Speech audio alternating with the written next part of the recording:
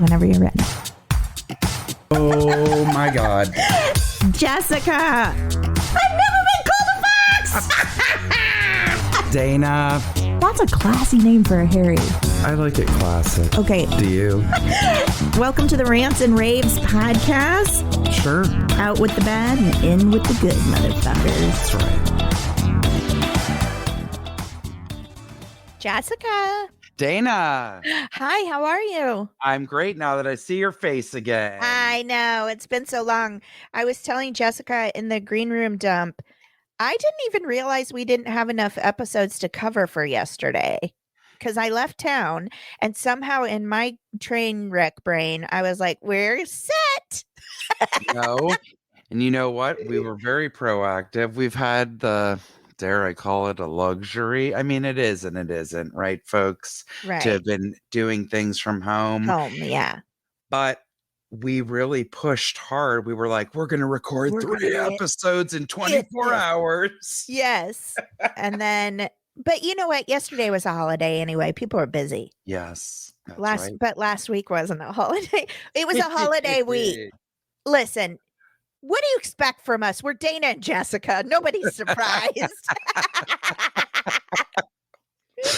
Oh Jessica, how are you? I've been out of town. I've been traveling the world. Yes. Or at least the U.S. How are you doing? I am good. You know, I will say I think we've been talking how it's been weird for us all to get used to, at least those of us that live somewhere that really was shut down completely. Yes. To be like, is it okay to do things again? Yeah. And I finally got to do some things again, which included going to my favorite dive bar in all of Los Angeles. Which is? The Frolic Room. Oh, yes. Have you ever been? Of course. Okay. I got real embarrassingly drunk there once and Dan picked me up. And then I didn't go back because I was like, you got a history there. But it's also a very Hollywood nostalgic kind of place. So you know what? That whole back wall, that's the one thing, like once somebody had like rumored that it was going to be renovated, I'm like, then I'll never come here again because the whole wall, I mean, the place holds what, 30 people? Yeah, when it's small. packed? Yeah. It's a Hirschfeld mural. You know that famous artist? Yes. He did all the caricatures that were in Sardi's. Yes. Which my dad took me to when he took me to Broadway once in college. Oh God. My dad was there for business and he got me like a ridiculous deal on a flight. And he's like, what do you say you fly here tomorrow? Like I flew to New York for 2 days. Fun. It was magical and it was very touristy, but I'm sorry, in the best way for someone who's never been to New York. Yes. He took me to my first Broadway show. We went to Sardi's. We went to Tavern on the Green. Oh God. It was like a movie. I was going to say, like, that is such a quintessentially New York kind of touristy experience, but it's like so fun. And how amazing that you got to share it with your dad. I know. It was really, really sweet. I love that. I always tell him, I'm like, that trip is so special. And it was just us. Yes. And I said, I really, really love that. So not to digress, as we know, I'm great at doing. It's a Hirschfeld mural. And also my dear friend David Anders, who I'm sure people know, he was on Alias and Heroes and iZombie. He's adorbs. And he has a Hirschfeld. And I'm like, I remember when he got it because he's much younger than me. And I'm like, I was acting like his mother. I'm like, do you understand what a big deal this is? Because Hirschfeld, when he was alive, he drew the cast of Alias for something. And everyone in the cast got one of those drawings, and he has it still. And I was like, I saw him recently, and I had to remind him. I'm like, thank God you have that. He goes, "What are you, a fool?" He goes, "I'm never getting rid of it." Get rid of that, yeah. You better not. And if you do, you need to donate it to Sardi's. Well, I got out a little bit too. The same thing, except I was in Missouri. Yes. And so I will say there was an added element of fear. Yeah. I've talked a lot about over the years how my home state has changed in a lot of ways. I've been gone a long time. I've been gone almost well, I guess 21 years, Yeah, almost 21. same for me. Um, they do not care about mask mandates or COVID. And the first night I arrived in Missouri, the headline on all the news, national and local, was that Missouri was the number one in new COVID cases I because of unvaccinated people. Now, we're not a political podcast, but I am going to say that's stupid. So sorry, it just is stupid. Yep, Like the rest of us are trying to eke our way out into society, and agree. y'all have been partying it up this whole time, and a bunch of you's dying. Mhm. So whoop de doo. I hope that lake trip was worth your life. But I've even talked It's about that just true. in general, the attitudes of people publicly is hateful. The Midwest used to be the nicest place in our country. Mhm. And I think that there's a lot of political rage, religious rage, poverty rage. I think it's really Yeah. taking a toll, and it's very apparent. Dan Tipton and I talk about just personally, even when we go back home, we get a lot of life in one big pie to the Mhm. face, you Mhm. know, and that includes just the my perception of my home state. It's Sure. changed, and it's angry, and it's hateful, and it's selfish, and people don't care about anyone but themselves and their guns, and what they say is their religious beliefs. But even that's gotten angry, and I'm sorry, but the God I love and serve is not an angry God. Right.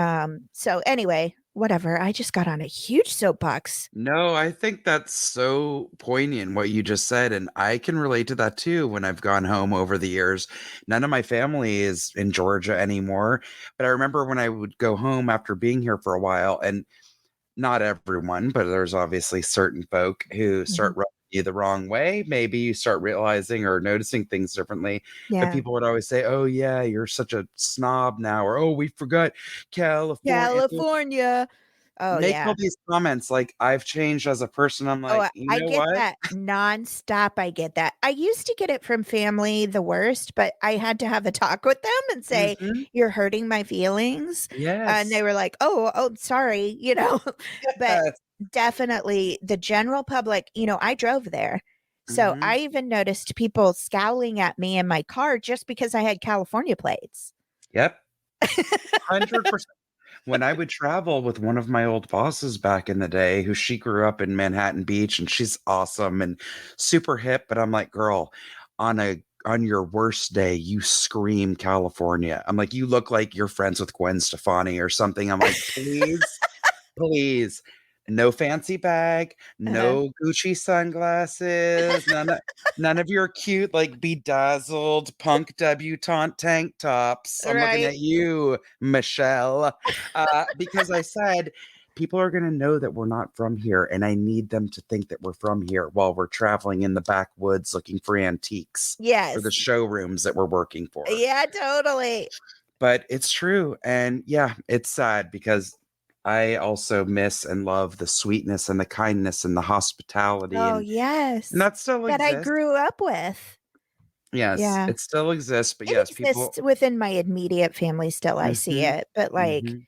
you take a trip to Walmart, you best have your fists up. I mean, you're Okay. gonna get some dirty looks, you're gonna get some hatefulness Yes. for no reason. Like, you Right. you don't even I didn't a lot of times, I didn't do anything to Yes. provoke. Of It course you was didn't. it's just like, "Whoa." But the trip was also lovely. I got to see, my friends in St. Louis, some of them, I've talked about them before. My friend Yay. Katie was out of town, but Erica was there, and we hung out with her and her husband, JP. That was our first, like, bar Awesome. trip out, and it Mhm, was after 9:30 when all the babies were asleep, mhm. and that was fun to just, like, be a Right? human with friends again. It felt surreal. I'm telling you, you Yes. just did it and I just did it for the first time, and I was Yeah. like, Is this a dream?" Well, and also we had, like, Henry saying, "Do I have to wear my mask?" And dealing with that, like, just Mhm. looking how it's gonna affect my child in the future. He's nervous Yeah. to go without a mask because he's done it for Yeah, so long of of his course. little life.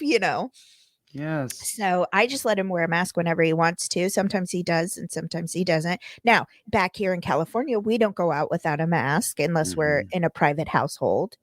Right. and I'm fine with it. But Mm-hmm. yeah, this trip, there was also some really, really beautiful memories made with family. And Hmm. real quick before we move on, I know we're trying to keep on schedule today so we don't have a 5-hour episode. But I did have an experience that I will just put out there and I'll say how I felt. And I welcome people to Yes.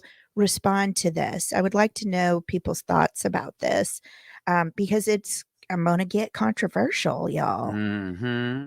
On my way to Missouri, we had driven about 14 hours and decided, okay, this is where we're going to take a break, get a hotel room. It was like Mm-hmm. 12 at night, Mm-hmm. sleep, and then get up and finish the rest of the trip. We got there and we had called ahead to make sure that we definitely had a pet friendly room.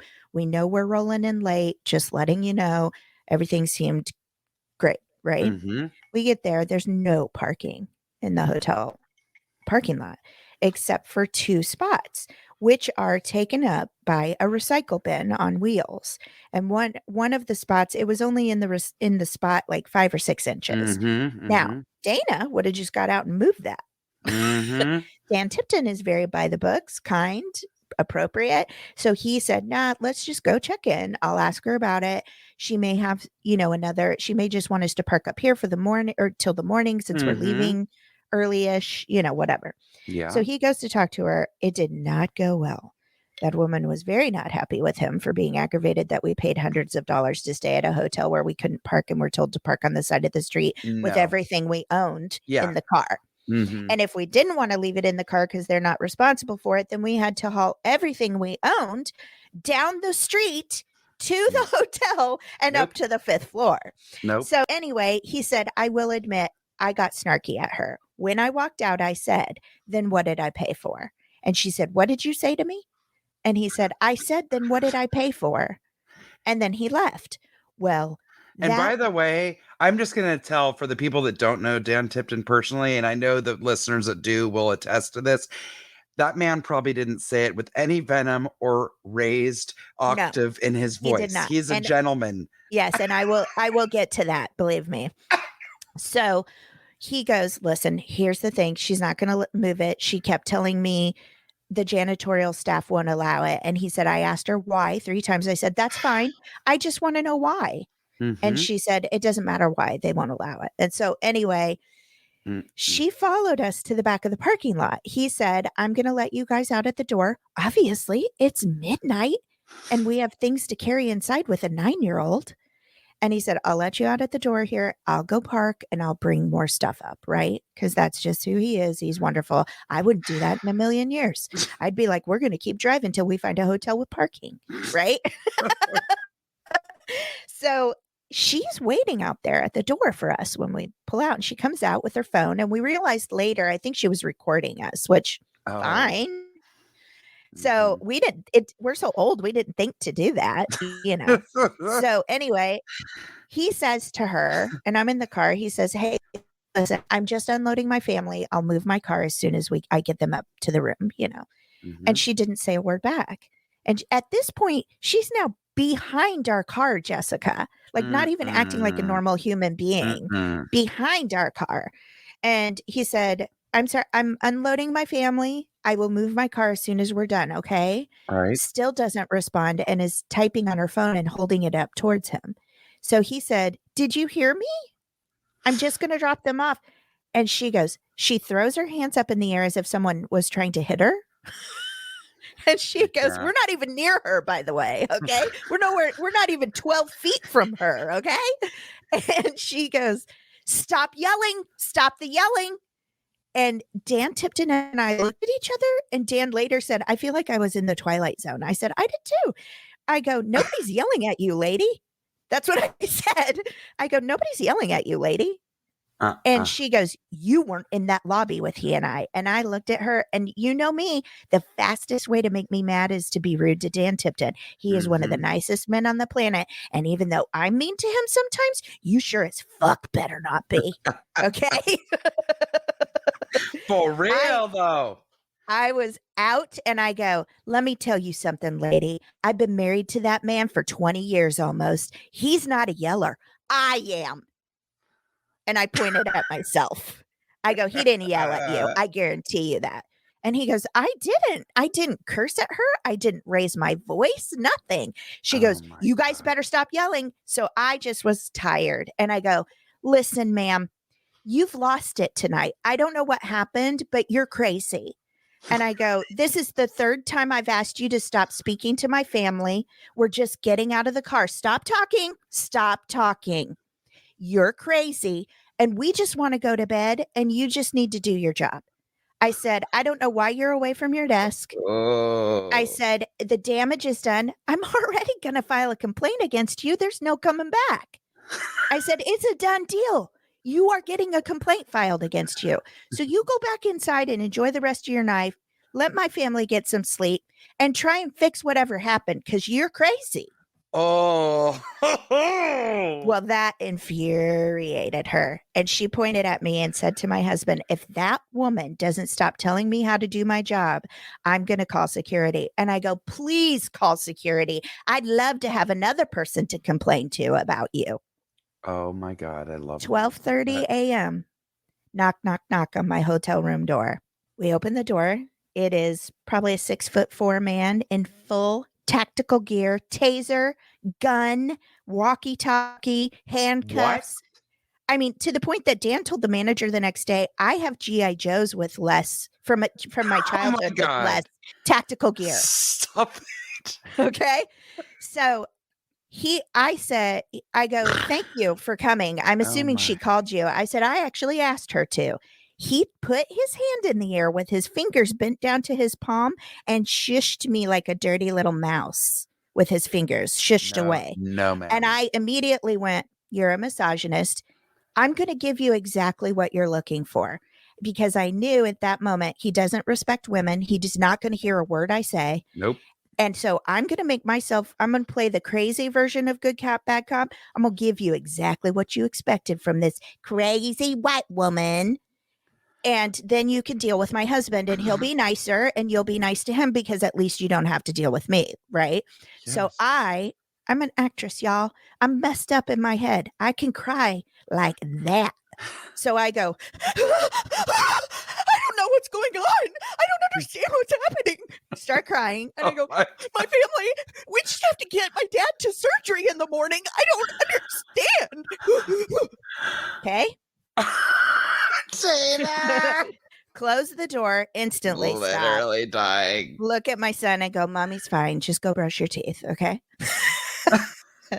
But of course, I'm standing at the door listening, and Dan's very calm. The guy's listening to him, and he goes, obviously she said there was a problem, and Dan told him exactly what happened. And then he said, well, sir, the reason I'm here is she mentioned you may have thrown out something about her being Mexican. Jessica, What?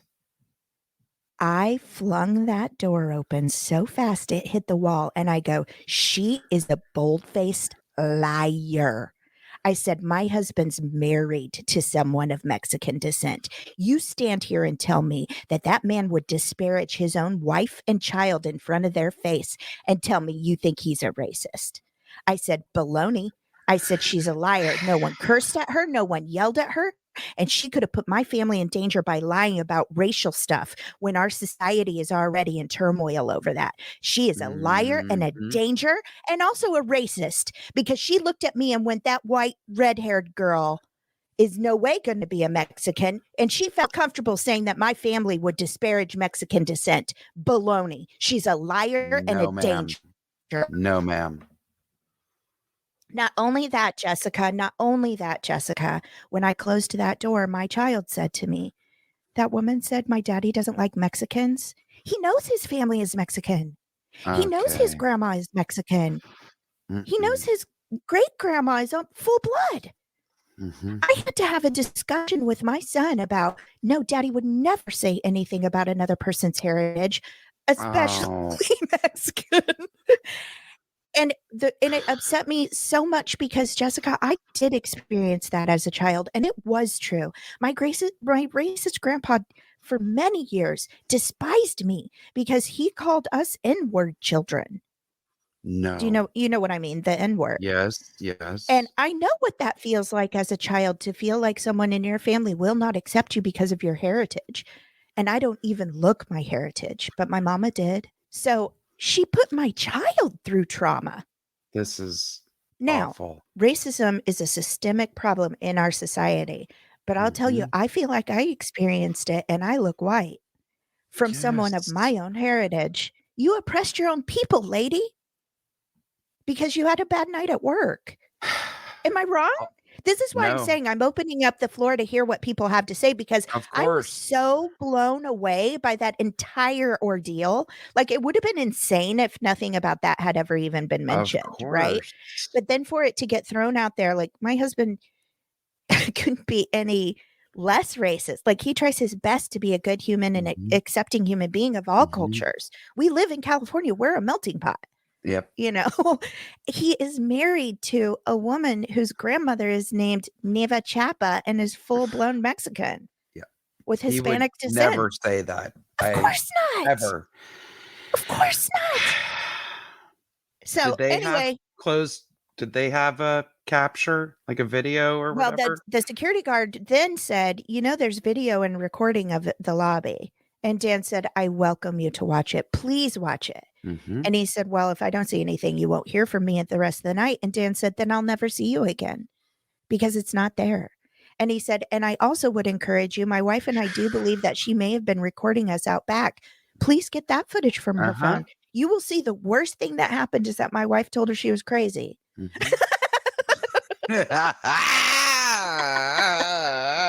my God. So anyway, it was just so disconcerting. I was trying to get to my father to make sure he got to surgery. Like, we were exhausted. It was traumatizing for my child. I was like, I have fought really hard during Black Lives Matter to educate myself. And, with all the problems with the Asian community and hatred towards them, I really have tried to educate myself, and I am not perfect. And I think there's probably more I can do, but I've been trying to learn what those things are. And then to have that turned around on me and me be accused of, and my husband be accused of being a racist when that was not even on the table. That wasn't what the situation was about at all. It was about us parking at a hotel we paid for. Hundreds of dollars, by the way. Yes. It's unacceptable. I mean, absolutely everything about it. And that's why I'm just going to leave it on the table, because if there's a lesson that I need to learn here, please, people, I'm telling you, we have Corrections Corner. I want to be a better person. But this situation was so off the charts insane to me that I was like, I don't even know how to handle this. And then when we waited an hour to speak to the manager, Dan Tipton did, the next morning, she already knew something had happened. And he said, I'm sorry, I've never done this before in my life, but I actually feel the need to contact corporate. Yeah. And she goes, I mean, please don't. You can, but all they'll do is tell you to call me or tell me to call you again, and you and I will be talking again. And I told him, I said, maybe she needs to talk to you again. This is a major problem. Yeah. She was like, we've had massive turnover because of COVID, blah, blah, blah. And I'm like, well, I bet. And I'm really sorry. We're all going through it. Believe me. Right. But you can't keep someone employed that's going to incite racial incident over nothing. No. A 3-person family with a 9-year-old, like, you could have picked on a trucker and gotten better drama than you got from crazy lady just saying, you've lost it, go do your job. Yes. I agree. And it's like, you're not supposed to leave that desk, lady. I know, I worked at a hotel for 3 years. What are you doing? You've you worked at a hotel. Yes. Ugh, insanity. Anyway, I feel okay, like really quick, that's the rant. That's my rant. I'm so sorry. You had given me a rant, and it's great. No, we will definitely do it next week. We have it for next week. Okay, it's from a listener, and it's so up my alley. It's a great rant. And I'm sorry, but I really felt like I had to get that out before I was going to say before I forgot. I ain't going to forget that ever. No, I actually love this because I knew some of this story and I was like, that would be a great rant. Then I was like, I don't want to suggest that. Maybe that's like not a good idea. It is a testy subject. And, I will say right off the bat, if I have offended anyone by my view on it or how I handled it, I'm sorry. And feel free to tell me. I always want to progress in life and become a better person. But that situation is not even something I think I would have ever dreamed up. Right. And so I'm just putting it out there. I want to see how people feel. And also, if you think there's a better way I should have responded or something I could do in regards to the hotel management, on a corporate level, let us know, please. I want this to be an open dialogue because this is a major problem. And guess what? I'm probably safer because I look real, real white. Yeah, But that made me feel unsafe for my family. totally. Because what if No. there had been an angry trucker around that was like, you don't talk about people like that, and just believed her and took her at her word? Yep. Because it does happen so much. I get that. Of But that's also the course. reason you can't make that shit up. That's exactly. Anyway, I'm sorry, Jessica. That's my Why rant. are you sorry? Don't you dare be sorry. Okay, well, mine is also dealing with people. I mean, most of our brands are people related, right? Right. Because People can be inside, real jerks. yeah, because deep down inside, I guess we hate people. I don't know. Well, this actually happened again last night, which is just adds fuel to the fire, makes it even funnier. So, my rant today is people choosing to sit right next to you. And I mean, directly freaking next to you when there is room and plenty of it everywhere else. It Okay. happens all the time. It happened Why? pre-COVID and it made me mad. Post-COVID, it would make me feel like an insane person. It makes me even more angry now. Yeah. It's like you should have learned just a basic level of decency Just and even back based off. off, yes, just based off of even COVID jokes of like, back the Yes. fuck, like the mask you Yes. got me, that is so beautiful. But if you get up close, it says back the fuck off. Oh my God. Okay. When there's a plethora of seating and a stranger plops down right next to you. So I was recently again in San Diego and I had time in between work. Like I had a several hour break and it was so beautiful. I was in La Jolla again Oh, and I'm like, gorgeous. I'm going to walk. There's this insanely beautiful mall of stores that I could never afford to buy anything in. I'm like, I'm just going to go do a little window shopping. And I Yes. literally mean walk by their windows. Okay, people? Yeah. So there was this amazing coffee shop. And I was like, I'm going to get a cup of coffee in this beautiful courtyard. And they have it set up with like little areas of tables and chairs and fire pits. One's around a fountain, one's around a beautiful bed of flowers. I mean, the one thing the place was not lacking was places to sit and to have very socially distanced areas, right? But it was just lovely. Like they're never going to Yeah. change it. It's gorgeous. I am sitting on what I'm telling you had to easily be a minimum of a 14-foot diameter circular bench that's around like a huge tree planted with flowers. I'm the only one, Right. no one's sitting there. Every other seating area in the area is completely empty, with the exception of two women also having coffee far away from me. I sit down, and a man comes and sits literally right next to me. And he's Yeah. on his phone, and he's loud. No, So I am that is triple literally, unacceptable. thank you. I wasn't even Triple. like looking at my phone. I was like, I'm just going to kind of observe and people watch and enjoy my coffee, which is very awkward and uncomfortable for me. But I was trying to just be in the moment. Okay. And my moment was listening to his freaking phone conversation. And I finally clued in. Whoever he was with, and I'm assuming it was his wife, was looking for him. And he was lying and pretending like he was wandering around looking for her. He just sat down and set up shop with his Shut telephone up. next to me. Yes. It was so weird. He'd be like, "Well, I was just in there. I didn't see you." I'm like, Oh my I finally wanted to yell, God. "No, he wasn't. He's sitting right here." He's lying to you. So, to bring this full circle, because it really made me insane. And I have a friend who I know it makes her furious. It seems to always happen back when we'd go to the movies, right? Always. I'm like, there's 300 seats and we're here. Why did they have to sit right next to us? It Yes. always happens. So it happened yesterday. Mhm. We went to the Hollywood Bowl. That was another amazing thing. Haven't been in 2 years. No one I'm has. so jealous. But It was cool in the gang, right? yes. It was very Yes. fun, but I will have a little added rant. They ended at 9:30. Okay. Shortest What? concert I've ever been to, and I was not very pleased about that. Yeah, no, they're supposed to. I thought they're allowed to go to 10, sometimes 10:30. Thank you. It was over, like, pull the needle on the record at 9:28.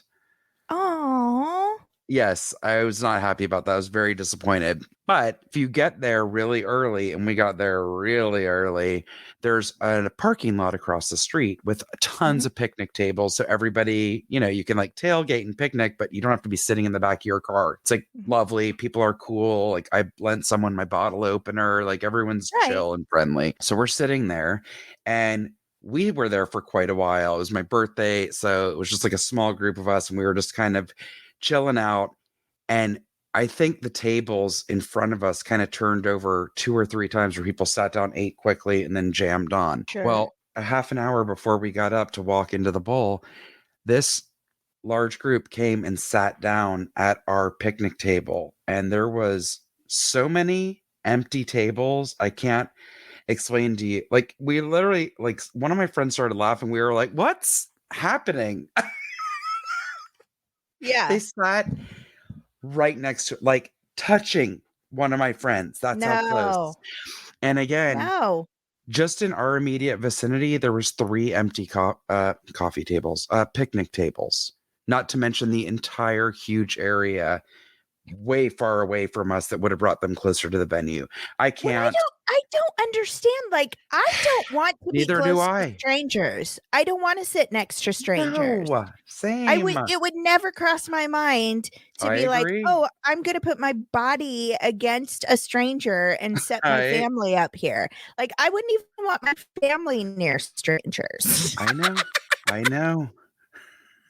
It's out of control. Rant over. But you know what? I don't think any of our listeners would ever do that. But I'd like to know what you would do if somebody came and saddled up to you. We're not at a restaurant for wing night and it's family style and you better get ready to bump elbows with someone. Right? No. No. Oh my God. Oh my God. Yeah, that's unacceptable, especially post-COVID.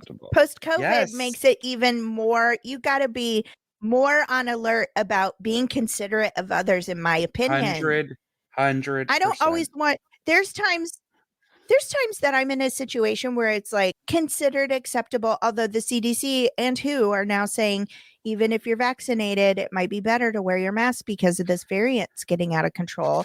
I guess that's personal choice. My personal choice is I'm going to wear my mask. But sometimes I do it to make others feel comfortable. Like when I was traveling, when we got back, we saw somebody pretty quickly after that. And I said, oh, you know what it was? Yes. I went to my hair appointment. Mm-hmm. And she said, oh, you don't have to wear your mask in here anymore if you don't want to. And I said, you know what?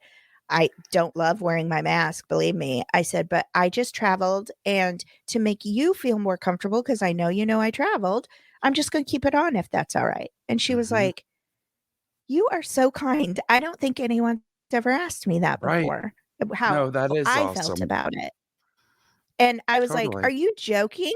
Like, these people are coming into your space, you're giving them service, and no one's asked you how you feel on a health issue. Like, that to me is insane. Doesn't surprise me. I know. It's so crazy. So anyway, I'm willing to do that to make other people feel comfortable. It's not just about me, but we've talked about that ad nauseum. Our whole country is, if it doesn't hurt me, I don't care. Right? No, it's cuckoo. Yes, Jessica. First of all, I just want to say I'm sorry that people are getting in on your space. I don't think it's right. Thank you. When I see you next, I'm going to give you all the space you need. I'll shout from across the yard if I have to. I think we both need a cleansing breath. I, again, apologize. I had a wonderful rant from a listener about animals and spaying and neutering, and we will definitely get to that because it's so absolutely what we stand for. But anyway, apologies for getting off on that. Not at all. We should just maybe let people know that dumb Dana didn't get her antidepressant filled before she left town, and now there's an issue, and we all know from December that that's not good for Dana. That's not. But I'm getting it fixed. It's fine. I'm home and getting Yay. it fixed. All right, let's Yay, take a big, yay, deep yay. cleansing breath. We like to get out all our issues and our troubles and our rants. Mhm. Sometimes they're a big deal and sometimes they're not, but it Yeah. still deserves a cleansing breath. We take a deep breath, blow out all the negative, and we're going to fill up with some goodness. Are That's you ready, right. Jess? I am. Okay, here we go. Deep breath in. And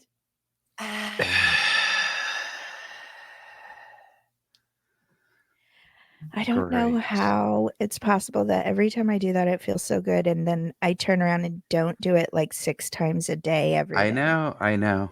I only do it when we're together doing the show, I know. which is dumb because it feels great. That's why I never think it's weird when I see a reminder or something that just says breathe. Because how many times are you holding your breath without realizing that you're holding your breath? You know what, Jessica? I'm going to make a commitment to you. I'm going to do a cleansing breath once a day, at least for this entire week until I can get my medicine. Okay. Do it. And you can play Faith Hill in the background. Just breathe. Okay, fine. Was that her, by the way? I do not know. You know, I'm not the most country savvy, but I feel like that was Faith. She did have one song about kissing. This kiss. I do not like that Your song. face just crumpled. Oh, God. I did think of you today for 2 reasons. I'm not going to get off topic because we have like 5 minutes each to get cracking. I'm sorry. No, it's fine. I'm also pushing my rave and I'm going to do something shorter and different. No. Yes, it's fine. This morning, Trisha Yearwood sang She's in Love with a Boy or The Boy, whatever that song is. It was the 30-year anniversary. I do love Trisha Yearwood. I do too, yeah. And I really thought of you today. I meant to send you a message to see if you're okay, but Blake and Gwen tied the knot this weekend. What? How did I not know? I think they probably did it in secret at their compound ranch in Oklahoma. But I was probably there. I was in Oklahoma. Yes. I think that's why they kept it under wraps. Because I was there? They were concerned that you might show up. Does anyone object to this? Yes, I do. Not because you don't deserve each other, but just because I'm not sure which one of you I want to marry. Oh, that's cute. Hilarious. I like that. I mean, I'm sad, but I like it. Right? Okay, so Jessica, I'm excited because I have something we like to call a Weirdo of the Week. You're weird. You're so very weird. Why must you bring your weirdness here? Oh, I miss your weird. Oh, I miss it. Okay, this is from NPR, so real legit, guys. Mm-hmm. Much different than the usual news sources. Sun. The Sun or oddities.com. Oh this God. is actually heard on All Things Considered, so it's very reputable. Ooh. Well, here we go. You're not going to think that when I read the headline, but here we go. Welcome to Froggyland, the Croatian taxidermy museum that may soon come to the U.S. Woohoo! What? There's a lot of hype surrounding Froggyland. The brochure for the museum, located outside the walls of Split's ancient palace built for the 4th century Roman Emperor Diocletian, declares, Froggyland and first love will never be forgotten. That all sounds like garbage words to me. I don't know what just happened. On the travel website TripAdvisor, also reputable, Froggyland has 644 reviews, 6 times more than the local fine art museum, and twice that of the city's world-renowned archaeological museum. It even outperforms the Game of Thrones museum. What? Parts of the series were filmed nearby, and they have a museum, and Froggyland is even more popular than that. Most of the reviews have 5 stars, like this one. Froggy-tastic! 3 exclamation points. Probably the best stuffed frog museum I've ever visited. I would be willing to bet the only stuffed frog museum, but you know what? Who am I? I don't know. The sounds of a lily pad pond piped through outdoor speakers greet visitors. Inside, it's quiet because the 507 frogs on display have been dead for more than a century.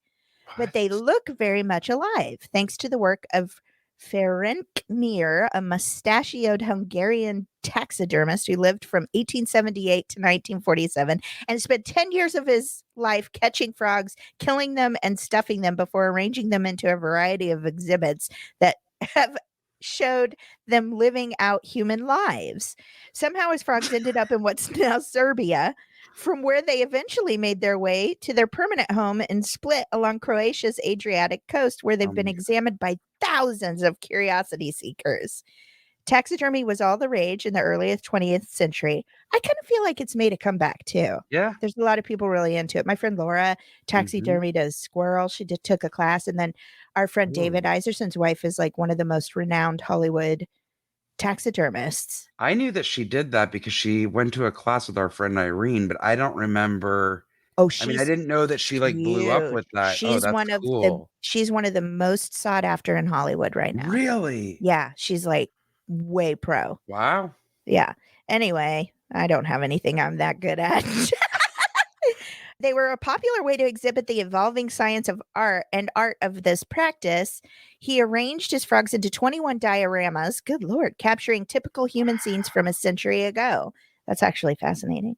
A classroom with a froggy teacher trying to restore order among a bunch of naughty frogs. I mean, they are actually really cute. I'm looking at pictures. A couple of them hitting each other with rulers. One balancing a miniature pencil on his miniature froggy nose. Oh my God. Another exhibit has a couple of dozen frogs ballroom dancing to the music of an amphibian band, while several others smoke, drink, and play billiards. All of this was too much for one TripAdvisor reviewer who punished the museum with a single-star review titled "Disgusting Display of Animal Cruelty." Yes, let's kill thousands of frogs for art and ask people, did you have fun at the end of it? You can go if you have no soul. Oh, that's a harsh review. Most of the museum's worst reviews echo this one, and Froggyland owner Ivan Medvedzik typically takes the time to write back. He explains that his museum displays taxidermy, which was popular a century ago when these frogs were stuffed. And if you're against cruelty to animals, he asks, why would you bother visiting? Oh my God. After my own visit to Froggyland, I meet Medvedzik, who goes by the nickname Boss Itzo. The burly, somber-looking businessman seems a little worn out by Froggyland, possibly because it was foisted on him by his parents. 50 years ago, someone left these frogs behind in an attic in Serbia, and my parents bought them, he says with a frown. Oh my At God. first, they had a little traveling museum, and then they opened this. Years later, Froggyland was passed down to him. His disposition brightens when he shows me how none of the frogs have incisions.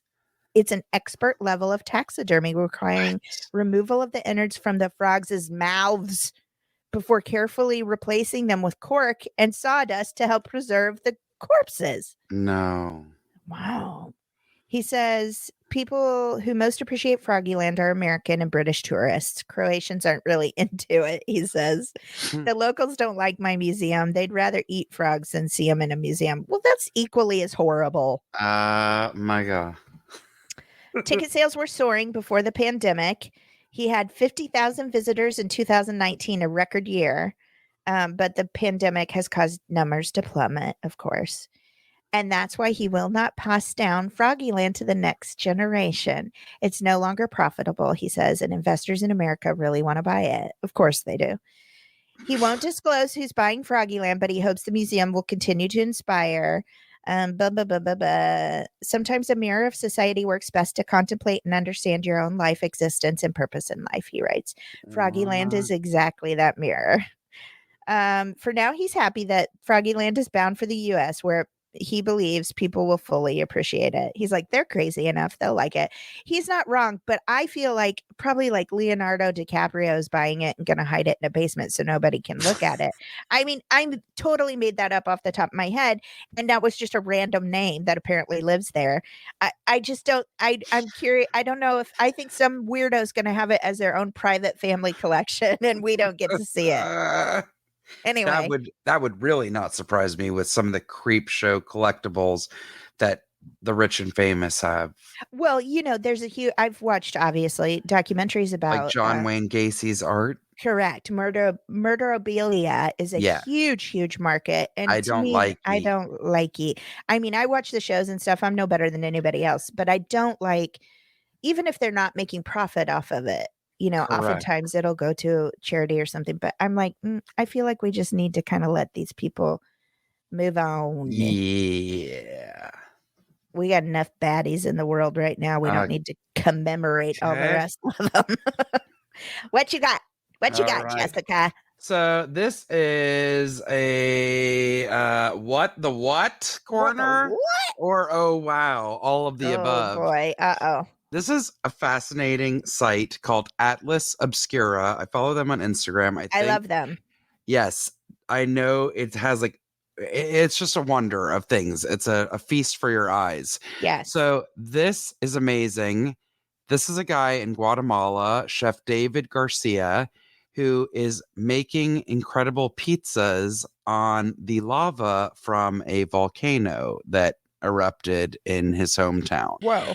The earthquake had already woken up David Garcia Mencia, a Guatemalan cook, when he saw the balls of fire flying over his house. It was the night of May 27, 2010, and the Pacaya volcano was having its biggest explosion in recent years.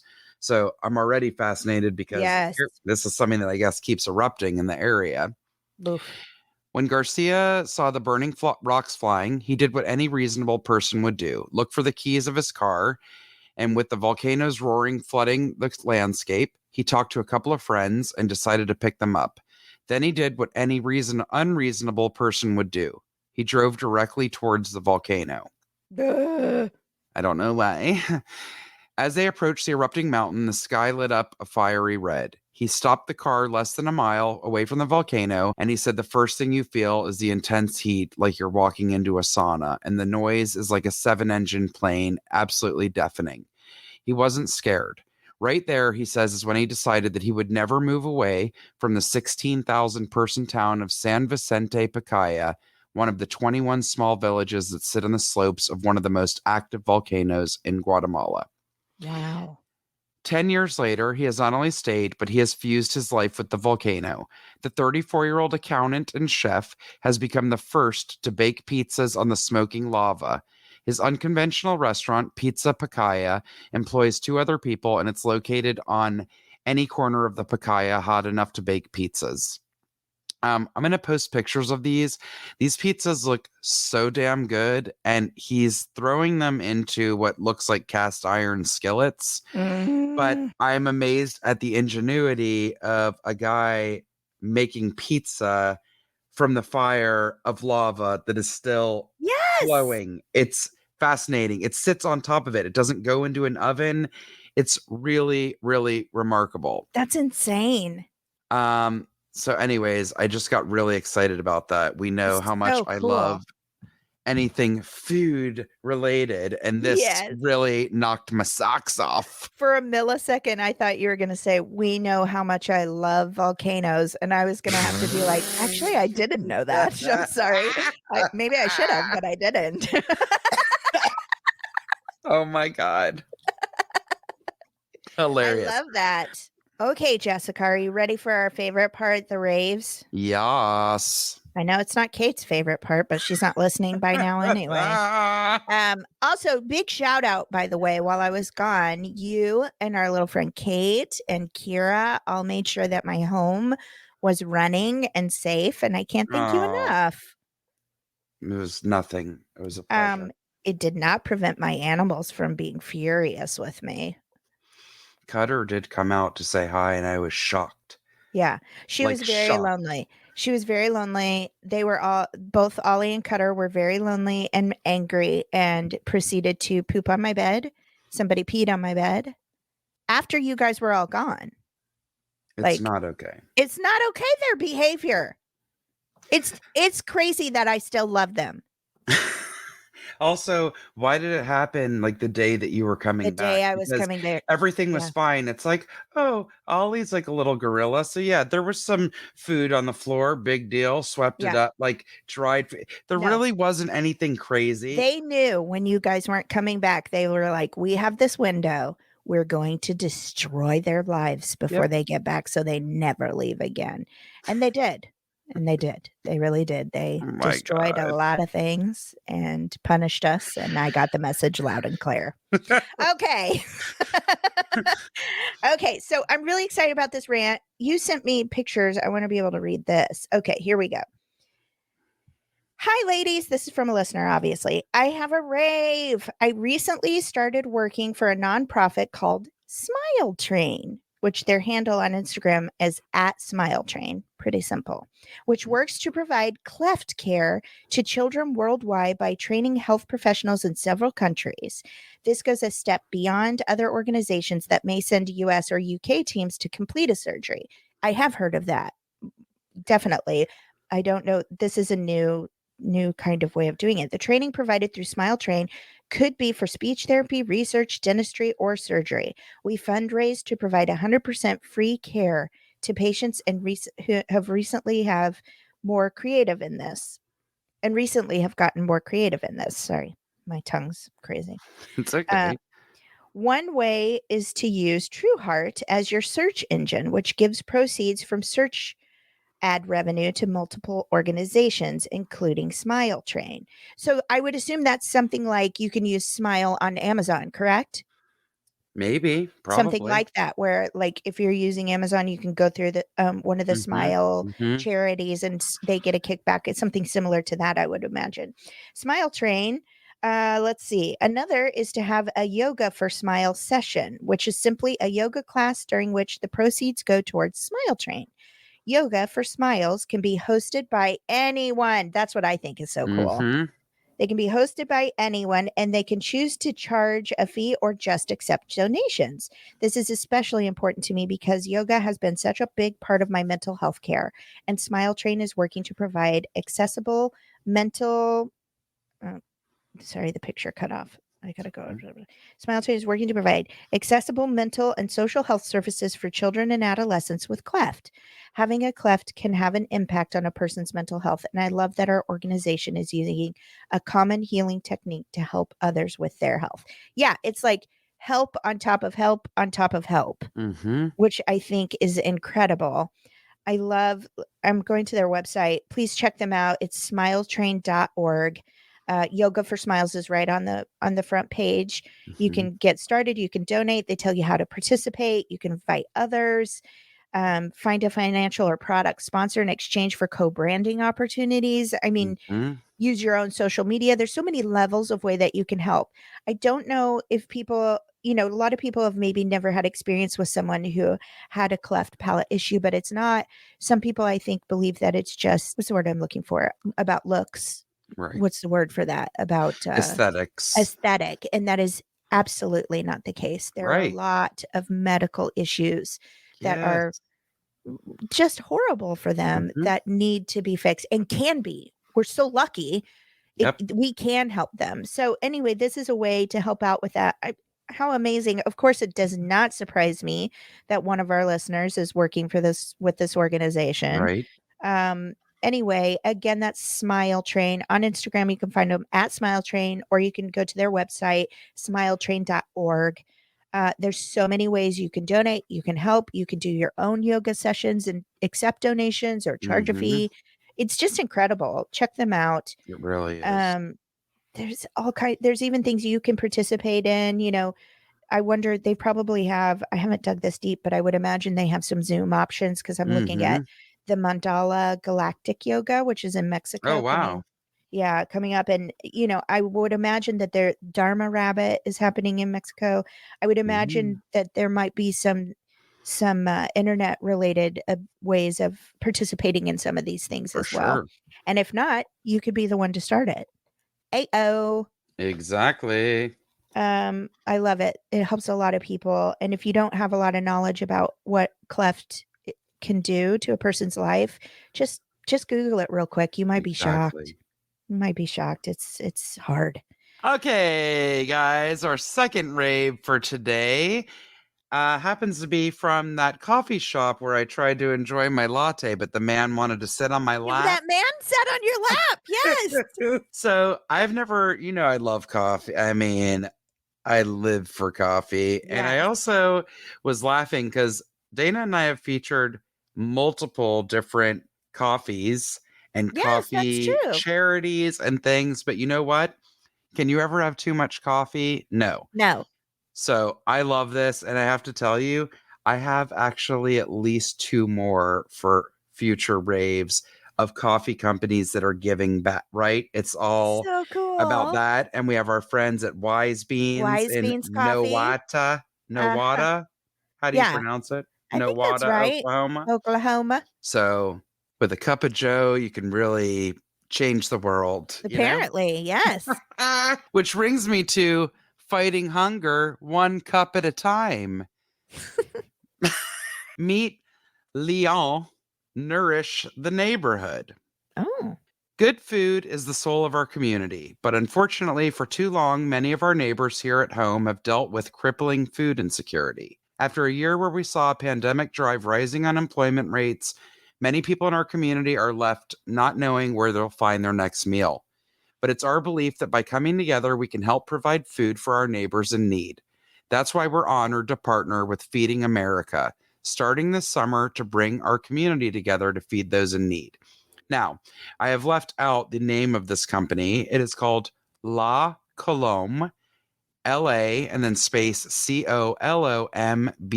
I believe it's French. I'm doing okay. a horrible pronunciation. La Colombe. And it's a small roaster, and they have a couple of locations, and it's not a huge company. Their Right. coffee is so good. And I've Okay. never had it. I had never even seen it before. And the Wow. guy's like, "Oh, where do you live?" I'm like, "LA." He goes, "We have one in Silver Lake." I'm like, "Oh, I've never seen it." Wow. So when I was there getting a coffee, I noticed I love buying bags of coffee beans at a coffee shop when I'm traveling. And so they had so many that were appealing.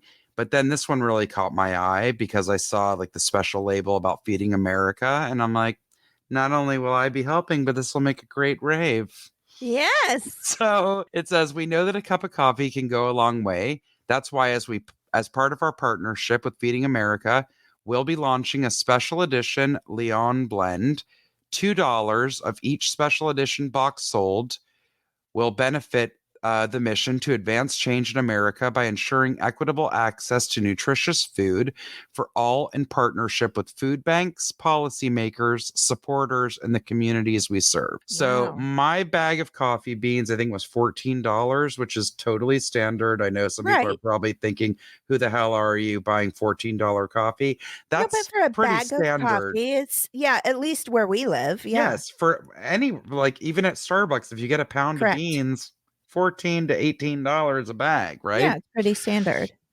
So these are all roasted in small batches. Again, their coffee is delish, but $2 from every one of this specific blend called Nourish Our Neighborhood, $2 from each box sold goes to Feeding America.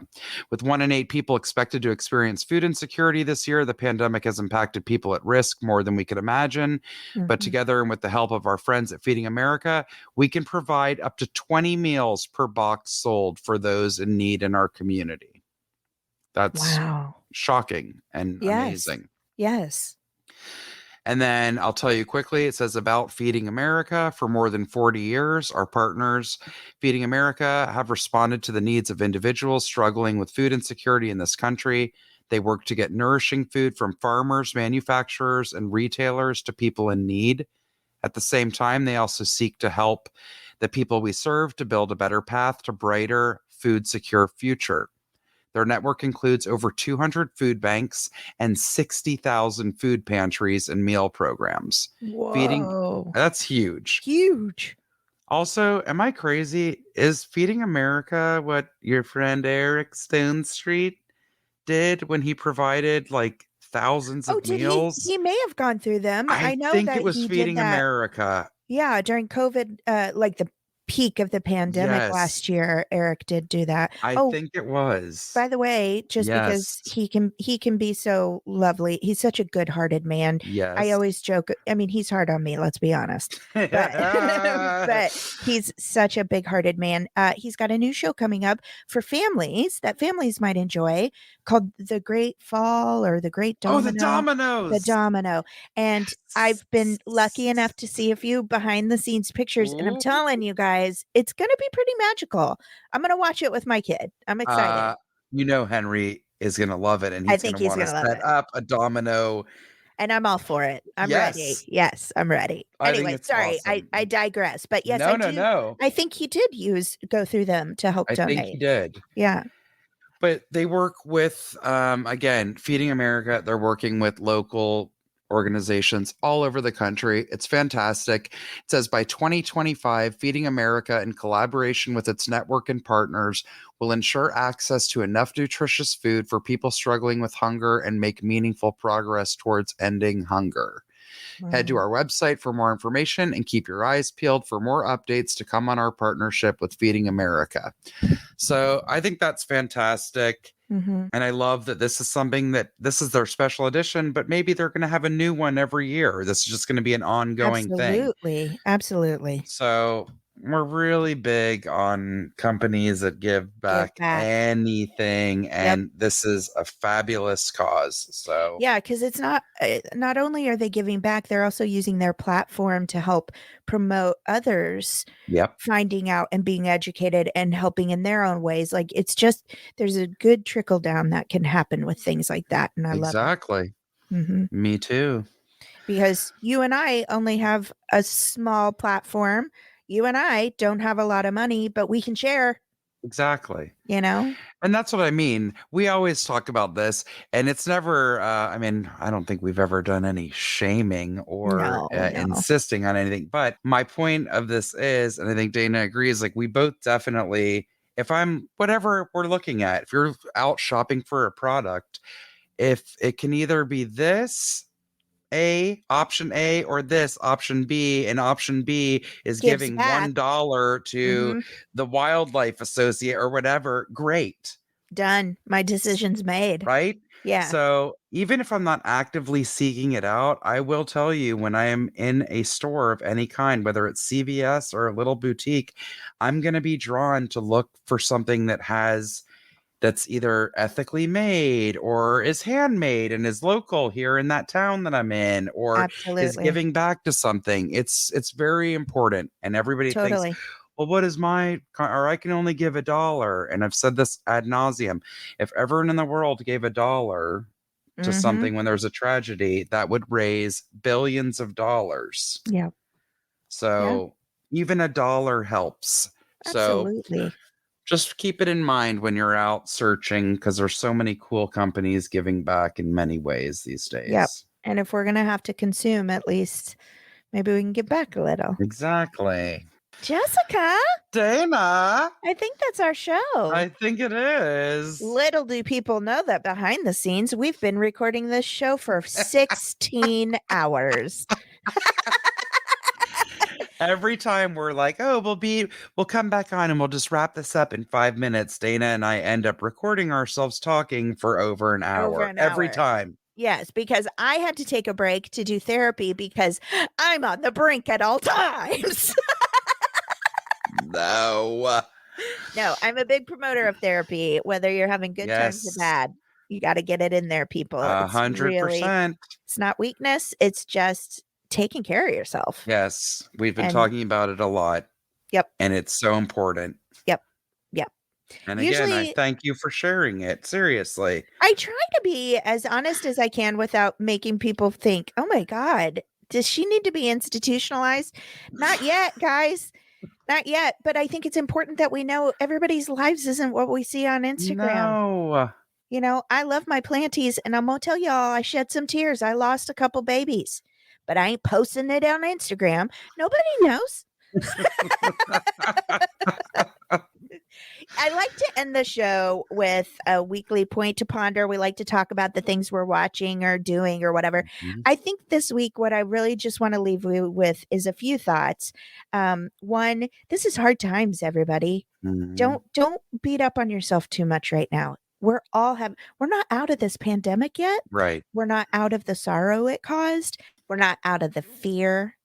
We're not out of this. And Right. there's a new variant out there coming back real strong. So we Mhm. may have more lockdown in the future. We don't know. Here's what I want you to know. You're not crazy. It's hard for everybody. Mhm. It's okay to open up about your emotions, even if that makes other people think you might be weak. It's okay. They're going to realize, oh, wait, I've got some things I need to share too. Yes. Um, So don't beat yourself up. Lean on your friends, even if it's just for giggles. It doesn't mean you have to unload your whole life story on them. Just say, hey, I'm having a hard time. Can we giggle together for an hour? Yes. People are going to be there for you. Enjoy those that you love. Make memories any way that you can, even when it's hard. Yep. And appreciate that even when things are hard, you guys, we're so lucky to be alive. Yes. There's so many people who don't have my working legs, my working eyes, my working hands. I will never lay back and not appreciate that because it wouldn't be fair. And I hope that everyone else can find that strength within themselves and within those who love them as well. I don't feel sad, so don't get sad at the end of the show. I don't know why I'm crying. I just want to remind you of the beauty of life and how much I appreciate you, Jessica.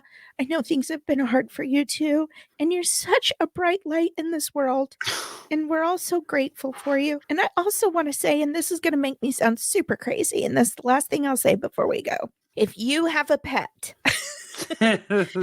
give them an extra hug and evaluate them again, because I have been saying for 3 years that my poor Lucy dog is maybe a little dumb. And I have to tell you, this trip proved to me, I have been saying since this trip, she was never born. She was dropped from heaven as an angel. That dog has never been in a car except to go to the vet. She traveled all across the country. She was in homes like where there was so much noise and children. She lives here with me and Henry basically most of the time alone. Right. My uncle's 93-year-old mother fell off a porch, and my dad's Ring video caught it on camera.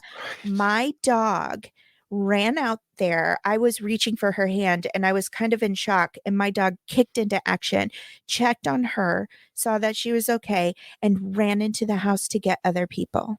Oh. And it's all on video. And then watching her, my dad was unsteady because of his knee replacement, watching her keep an eye on him. My father-in-law has had a couple of strokes and has issues with balance, and watched him like a hawk. My mother-in-law was sitting on the floor talking to me. My dog thought she was hurt and was barking at me to get her help. Like, she's an angel. And all these years I kept saying, our little Lucy, we love her so much, but she's just not that bright. You know who's the dummy, Jessica? Me. So that's what I'll leave you guys with this week. Hilarious. You know what? It's almost like when you don't know. What is that? I am going to botch a saying. You don't know what you don't know? Sure. Okay. Or it's like you don't know how hot the water it is until your tea boils. I don't know what the hell I'm trying to say. I don't know that one, but it's a mouthful. But Lucy got to lead a very charmed life. Yeah. She has a beautiful yard, and she gets to relax on the back of the couch when you're sitting there working, doing whatever. So you didn't even know what she was capable of until she was put in those situations, is what I'm trying to say. Yeah, I had no clue. And you know what? I think that probably applies to all of us. I think we all don't know exactly what we're capable of until we have to do it. So maybe that's the thing to stick in your hat for the week, and don't let yourself forget it. Totally. I don't want anybody to be pushed or tested, but you're strong. I know you are. We all are. We're okay. We're maybe on the brink of crazy, but we're okay. No. And I've told you this before, and I mean it, Dana. I love you to pieces. Everyone that listens to this show loves you, and I appreciate your honesty and your vulnerability. That's not something I used to have. That's something I've really worked on in the last 5 years. Yes, and well, I've grown it to helps appreciate people. it. I think it's good. You mean the world to me. You always have. Same, I'm so lady. lucky. And again, we'll just say, you listeners, man, we didn't speak specifically to anything that happened over this time, but some People of you reach sent out. messages. Some of you sent gifts that were just like, I'm like, I don't even deserve this. And you make us feel like we're doing something, even though we kind of think we're just a couple of dodos with microphones. You guys make us feel special, and it doesn't go unnoticed, and we appreciate you so much. Absolutely. Keep things coming in. I forgot at the top, and I'm forgetting again. I'm going to tell you really quick. Please find us, like us, subscribe to us, review us, do whatever you want to do. Yep. But on Instagram and Facebook, you can find us at the Rants and Raves Podcast. You can email us directly at the Rants and Raves Podcast at gmail.com, at Twitter at raves_the, or go to the website www.therantsandravespodcast.com and hit the contact button. We appreciate you. We already have an amazing lineup of rants and raves for our next episode. So guess what that means? We need even more. Yep. Please.